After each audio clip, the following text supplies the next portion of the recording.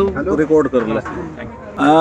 राकेश टिकैत जी, आज आप कई दिन बाद अपने फेसबुक पेज पर लाइव हैं। कुछ मीडिया के घुमाव फिराव की सवाल की वजह से स्पष्ट संदेश किसानों तक नहीं पहुंच पाता है। आज से कुछ और लगा लिया जाता है। 6 जून से ये आंदोलन शुरू हुआ और आज ये आंदोलन उस स्थिति में पहुंच गया है कि देश में ही नहीं दुनिया में इस आंदोलन ने पुराने सब रिकॉर्ड को पीछे छोड़ते हुए एक नया इतिहास रचा है।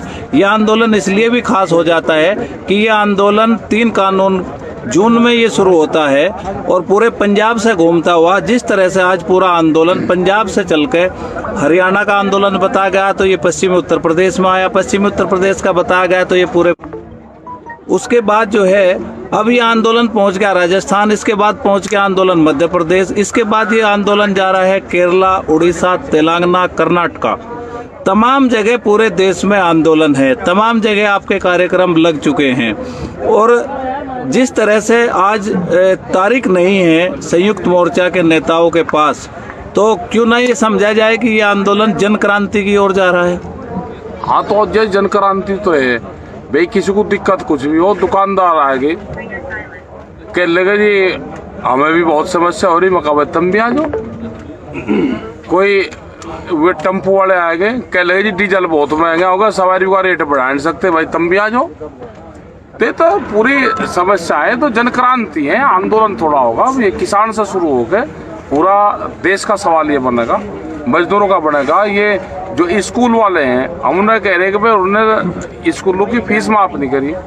उनका कहना ये है कि जी 20 लाख करोड़ रुपया कोरोना में आया, स्कूलों को भी दे देते, कुछ हम माफ कर देते, कुछ सरकार दे देती, सीधा फायदा वहाँ के जो आम लोग हैं जिनके बच्चे पढ़ते हैं उनको होता। लेकिन उनका पता नहीं चला 20 लाख करोड़ रुपया कहाँ गया। वो व्यापारियों को ज्यादा चलेगा, बड़े बड़े, उसको स्कूलों पे भी नहीं कहा, ना कर्मचारियों पे किसी पे कहा।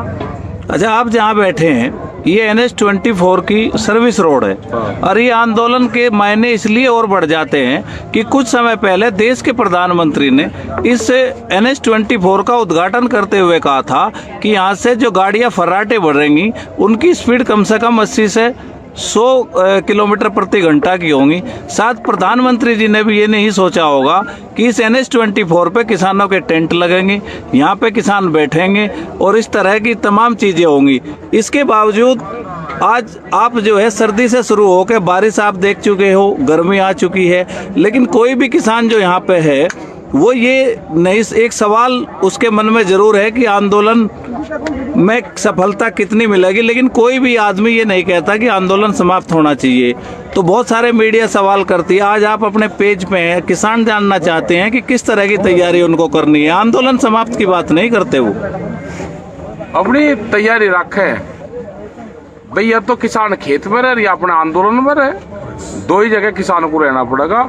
अगर ये आंदोलन फेल होता है तो देश का किसान फेल होगा और उसकी जमीन नहीं बचनी, उसकी रोटी नहीं बचनी, सब बाजार की वस्तु बनेगी।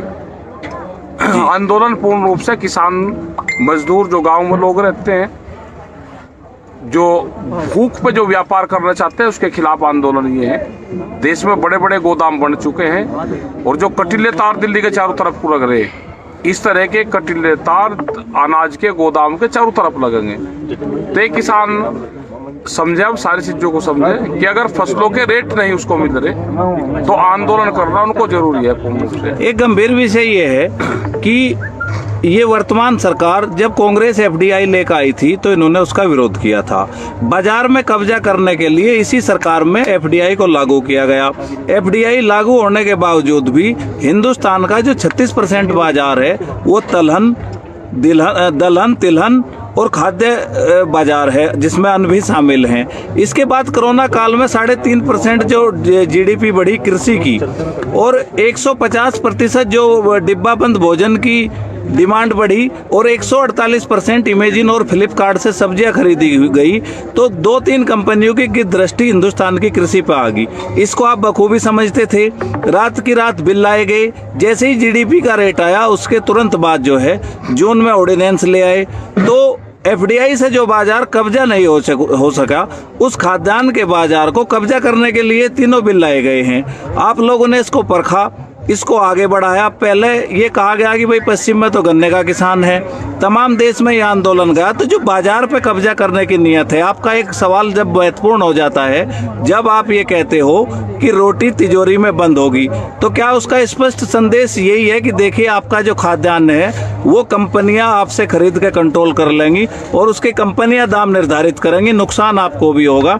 इस बारे में थोड़ा सा आप जो एक दो लाइन में कहते हैं कि रोटी को तिजोरी में बंद नहीं होने देंगे, इसके बारे में भी थोड़ा सा। ये तो है ना कि जब रोटी बाजार की वस्तु बन जाएगी तो महंगी तो होगी, और भूख पे देश में कीमतें तय होगी अनाज की, तो ये देश में नहीं होगा। देश में जो बड़े बड़े गोदाम कंपनी के बने हैं, सरकार इनको अधिग्रहण करके अपने कब्जे में ले, इसमें गौशालाएं बने, और नहीं तो वो दिन दूर नहीं कि जनता इनको तोड़ेगी।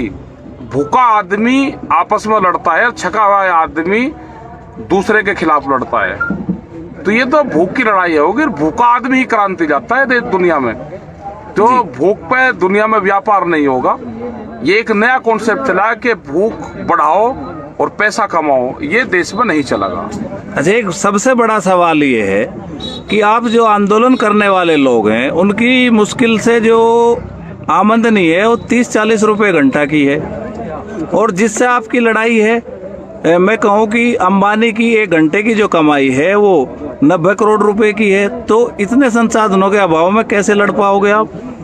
टूटेंगे, होगा इन पे भी कब्जा तो जनता करेगी। नहीं, एक आदमी 30 रुपए घंटा कमाता है, एक 90 करोड़ रुपए घंटा कमाता है, तो उसके पास तो बहुत संसाधन है, सरकार से लेकर नीचे तक संसाधन ये करेगा, जनता कर लेगी, अपने आप रास्ता ढूंढ लेगी।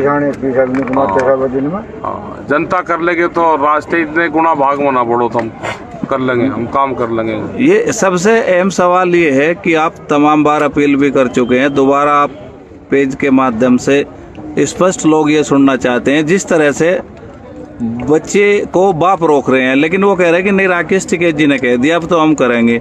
अच्छा, आपका कहने का मकसद ये था कि सरकारें जो पिछले समय से कहती आ रही थी कि हमारे पास तो भाई 1-1.5 साल का सरप्लस है, हमें कोई दिक्कत नहीं है, और दूसरा सरकार कह रही थी कि आंदोलन खत्म हो जाएगा। तो अब बहुत सारे सवाल आ रहे हैं, बहुत सारे लोग कह रहे हैं कि इसको भाई दान कर दो, इस तरह से कर दो। उन लोगों ने आपकी बात का पालन किया, तो एक स्पष्ट संदेश आप उन लोगों के लिए। संदेश ये है उन लोगों के लिए कि फसल को अभी ना वो टाइम है, फसल को ऐसे बर्बाद ना करो, अपनी फसल को काटो, फसल कटिंग के बाद में अपना आंदोलन में आते रहें, अपने घर का काम भी देखें और आंदोलन में भी आते रहें। फसल, ये सरकार ने कहा था कि जब फसल आएगी तो किसान घर चला जाएगा, और सरकार को समझ आ जानी चाहिए कि किसान ने आंदोलन प्राथमिक पर रखा और फसल को सेकंड नंबर पर रखा। इस फसल पे आम लोगों का भी अधिकार है, ये उनको जाएगी, पशु का भी अधिकार है, जो भूसा है उसका भी नुकसान होता है, तो इसको ना बर्बाद करें। और किसानों को अब मैसेज जो था वो सरकार को दे दिया, आप आगे आंदोलन के लिए तैयार रहें, अपने ट्रैक्टर में डीजल भरवा कर तैयार रहें, अपने खेत पर नजर रखें और आंदोलन पर नजर रखें। 2021 का साल जो है ये आंदोलन का साल है, इसको आप घर पे छोड़ दें कि मैं चारपाई पर सोऊंगा। ये आंदोलन का साल है, आप जमीन पर सो, आंदोलन करो, दिल्ली पे निगाह रखो, कभी भी कॉल हो सकती है दिल्ली की तरफ चलने की, अपना हड़ पत्थर तैयार रखें। एक आखिरी सवाल है कि देश में कृषि असंगठित क्षेत्र होने के कारण, एक दूसरे से संपर्क न होने के कारण कभी कोई कृषि की हड़ताल नहीं हो पाई, लेकिन जिस तरह से पिछले पंचायतों में आपने कहा कि देश में कृषि की हड़ताल भी हो सकती है और लोगों ने फॉलो करना शुरू किया, और सरकार ये पहले तो ये कह रही थी कि नहीं हमारे पास तो बहुत सरप्लस है, तो क्या कोई ऐसा तरीका बना के संभव है कि देश में किसान भी कृषि की हड़ताल, एक ऐसी मजबूरी आ सकती है कि कृषि की हड़ताल करनी पड़े? अगर अनाज की कीमतें नहीं मिलेगी तो कृषि हड़ताल देश में होगी, और उसका ये होगा कि जो 20 बीघे अनाज अपना लगाता है वो जाकर 15 बीघे लगाएगा, वो कम करेगा, उससे हमारा जल बचेगा, फर्टिलाइजर बचेगा, जमीनें बचेंगी, सारी चीजें बचेंगी। लेकिन वो आने वाले टाइम पर होगा, कब होगा क्या तय उसका होगा। अभी तो हमारा सरकार से है कि सरकार ज्यादा परीक्षा ना ले, और जो हमारे MSP पे कानून बनना वो बनाए, 3 बिलों को वापसी ले, अपनी कमेटी बनाए और सरकार आगे किसानों से बातचीत करे। ऐसे संकेत मिले हैं। आम आदमी, आम किसान के बच्चों ने जो है एक ट्रेंड चलाया है, उसमें वो चाहे किसी का भी नाम दिया हो, कहीं कहीं आपका भी नाम लिया गया है, बहुत फोन मीडिया को सब बूझ रही है, तो एक मतलब एक उस तरफ ले जाया गया और लोगों का एक माइंड सेट हुआ है कि हाँ ये भी हो सकता है। जैसे एक मैसेज चला कि हम 100 रुपये लीटर दूध देंगे 1 मार्च से, तो उससे बड़ी घबराहट भी है। और उससे कुछ लोग कहते हैं कि नहीं देखिए 100 रुपये तो होना चाहिए, जब 68 रुपये थैली बंद दूध बिकता है तो 100 रुपये होना चाहिए। तो इसका मतलब ये है कि आपने जो कृषि हड़ताल की बात कही थी, कहीं ना कहीं लोग उसकी तैयारी की तरफ हैं। तैयारी है, या तो सरकार एमएसपी का रेट तय कर दे, नहीं तो किसान अगर एमएसपी का रेट तय करेगा फिर कहेगा कि हम इससे कम पे नहीं बेचेंगे और इससे कम पे खरीदेगा तो उसके खिलाफ सख्त कार्रवाई होगी। तो सरकार ये चाहती है क्या कि किसान एमएसपी पे किसान टाइट हो, सख्त हो? हम चाहते हैं कि कानून के माध्यम से हो, कानून अपना पालन करे और एमएसपी पे आप गारंटी आप दे दो कि कोई भी व्यापारी या कोई भी लोग उससे कम पे ना खरीद करे। नहीं, दूध आप पैदा करते हैं लेकिन कीमत कंपनी तय करती है, तो दूध की कीमतें भी नियंत्रित करने, मतलब कहीं ना कहीं सरकार को तय करनी चाहिए किसानों के साथ बैठ के। जिस हिसाब से उनके रेट बढ़ रहा है, जो खाने का सामान है वो है उसका रेट बढ़ रहा है, तो तय करनी चाहिए। किसान तय करेगा, ये सरकारों के बीच में बैठ कर तय होती नहीं, तो तय करेगा किसान इसको। देखिए, आपके साथ राकेश टिकैत जी थे गाजीपुर बॉर्डर से। आज 3-4 दिन के बाद बहुत सारे किसान महापंचायतें, जिसमें एक करीरी टोडा भी महापंचायत ऐतिहासिक हुई है, उनको करने के बाद यहाँ पहुँचे हैं और आपके सवाल के जवाब मिल गए होंगे और बड़ा आपको जो स्पष्टता दी है, तो आपसे भी निवेदन है कि इन सब चीज़ों को आगे बढ़ाने का कार्य करें। धन्यवाद। देखिए साहब, 2 सवाल लूँगा।